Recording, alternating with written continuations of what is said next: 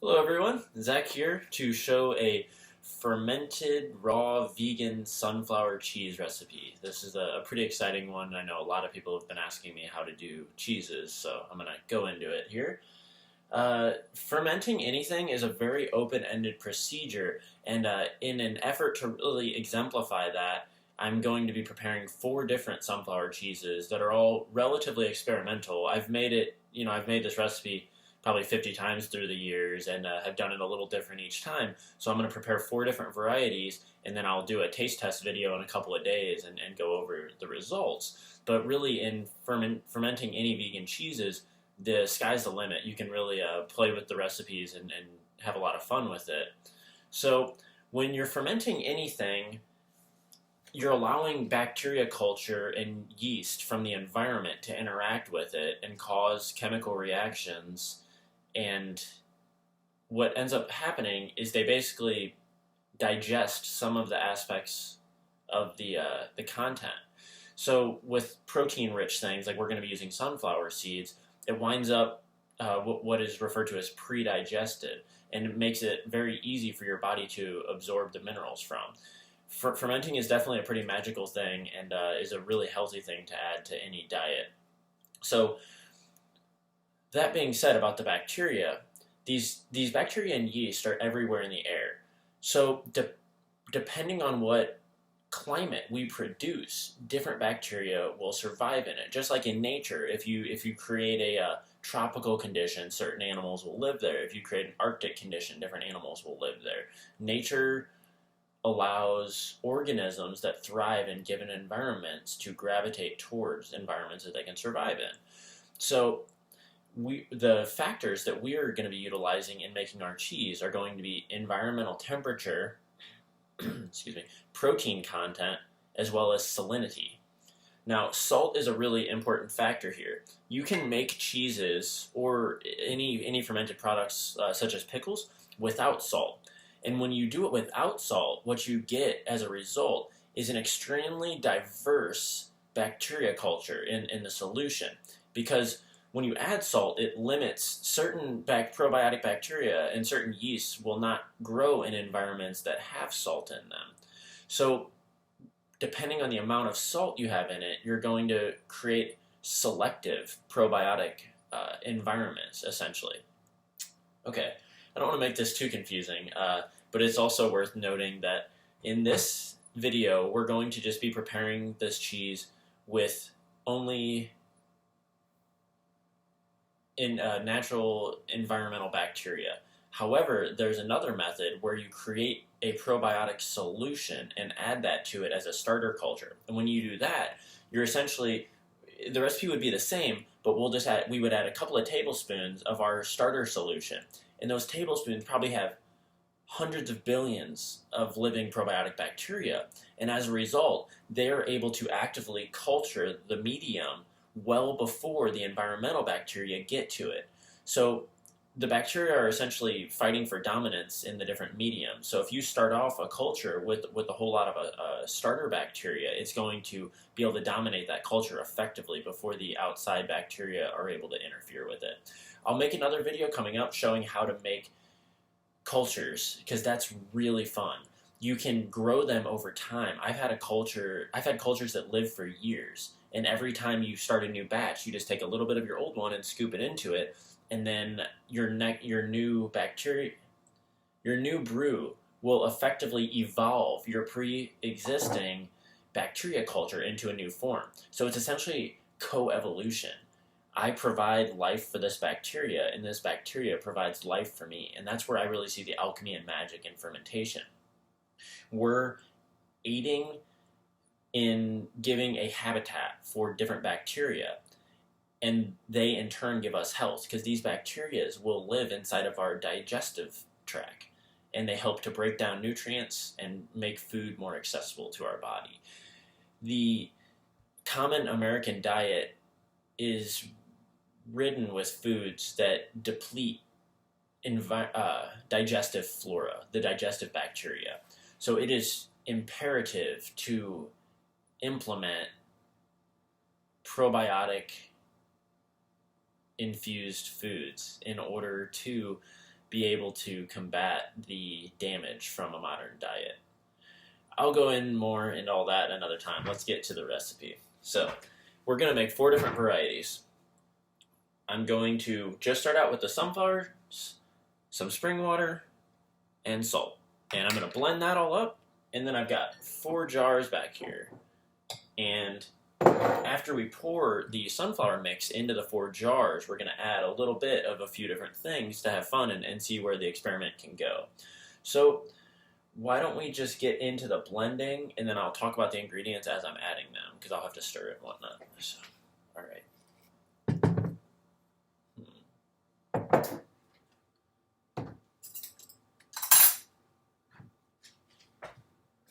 So take this blender here, pour all of this. The amount I'm working with is about 5 cups, 5.5 cups of sprouted sunflower seeds. And this started out significantly less. They get a lot bigger as you sprout them, which is pretty cool. I'm going to go ahead and pour the water in here to get all the rest of these seeds out.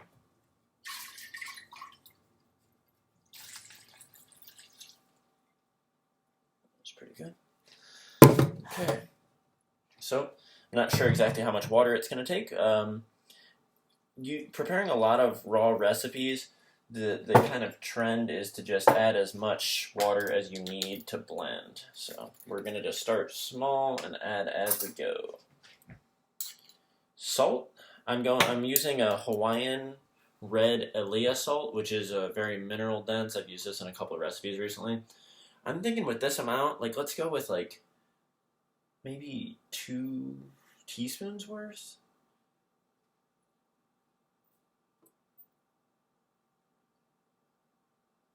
After it ferments, even if it tastes salty now, after it ferments, it seems like it affects the taste of the salt a lot, and it gets a lot smoother. So, all right, let's go ahead and blend this up.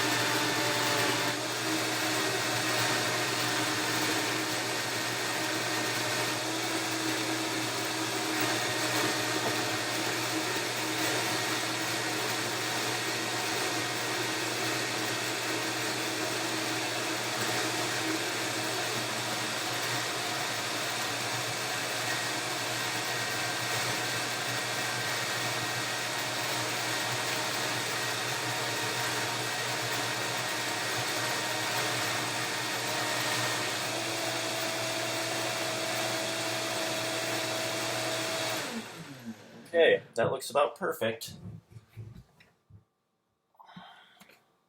A little bit thinner than I was hoping for, but really any consistency is fine. It'll get a lot more firm as we ferment it. The cheese recipes are pretty fun though, because depending on the concentration of water you add, you can get a lot of different consistencies. There is a technique to get a firm, like, block of cheese, but what we're preparing today is more of like a spread type of cheese. It'll be in a bowl and really ideal for, like, dipping vegetables in, or like crackers and things like that. So, all right. So I'm gonna pour this evenly among these 4.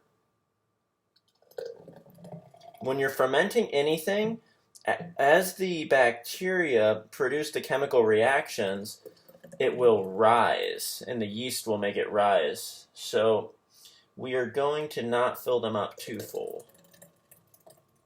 Oops, I didn't divide it very well. It's okay.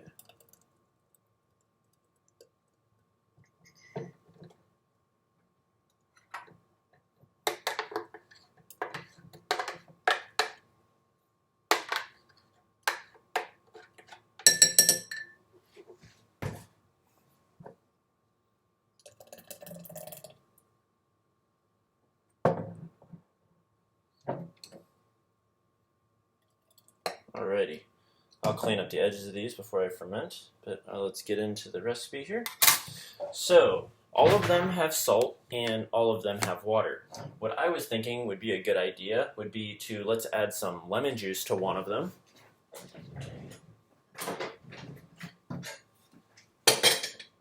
Probably a little bit less than half of a lemon, given there's not very much content here. So, go ahead and juice this guy. I'm feeling the vibe on this one for the lemon juice.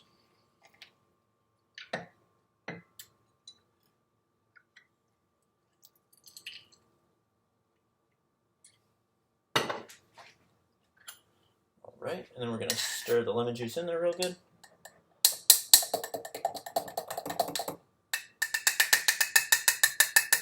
Rinse the spoon off.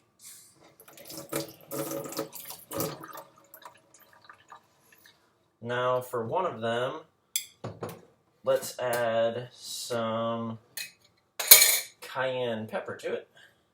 Make a spicy cheese.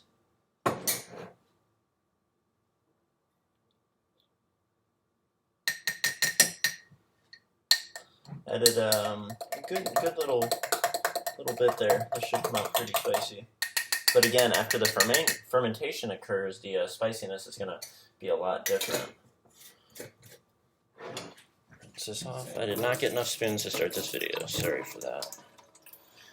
I'm going to add shillahit, which is a really diverse mineral blend, and I've talked about this in a couple of the previous videos as well. Something that we sell in the Eternity in a Box shop. It is extremely powerful, and it is the only supplement that I am comfortable using. So just a very small amount of shillahit. But this one I'm really interested in. I've never added this to a cheese before. Depending on what minerals you put in your cheese, the bacteria are going to grow differently and evolve differently. See, the thing about probiotic bacteria is that they evolve many times per hour. They go through generations. I believe, it's been a while since I've read it, it's tens of generations per hour. I think it's hundreds of generations per hour. So just think of that in human terms. You know, the amount of generations that humans go through and the amount that we evolve. These bacteria are going to start out as one organism and evolve to a completely different, essentially, within the fermentation time. So it's pretty profound. And that's why I'm going to have some fun with this, this little recipe variation here. It'll be really interesting to see, because the bacteria are all starting the same. They're all going to come from the air, but they're all going to evolve differently based on what we're feeding them. So they're going to wind up as 4 different organisms. It's pretty fascinating stuff. All right.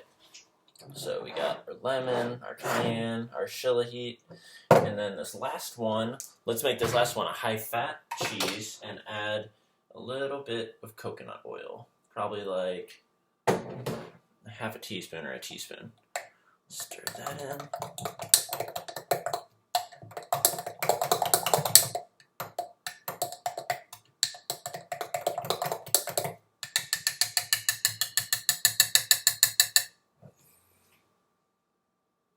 Alright, that does it.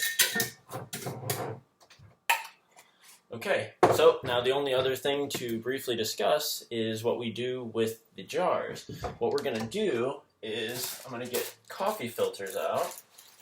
Got the unbleached coffee filters, and I'm going to place this over the top of the jar, and then I'm going to put the ring, where are the rings at? Here they are. Like this. That's where it fixes it downward. You want it to interact with the air, obviously, but the bacteria have no problem squeezing through coffee filters. So definitely keep your jar closed up, because if there's any bugs in the air that sneak in your house or something, they will go to this stuff. Bugs love fermenting stuff. Possibly the same reason why humans do. They know that it's going to be really healthy for them. So I'm going to close all these up, and I'm going to put them in my dehydrator at, let's say, 93 degrees. I'm feeling the vibe on.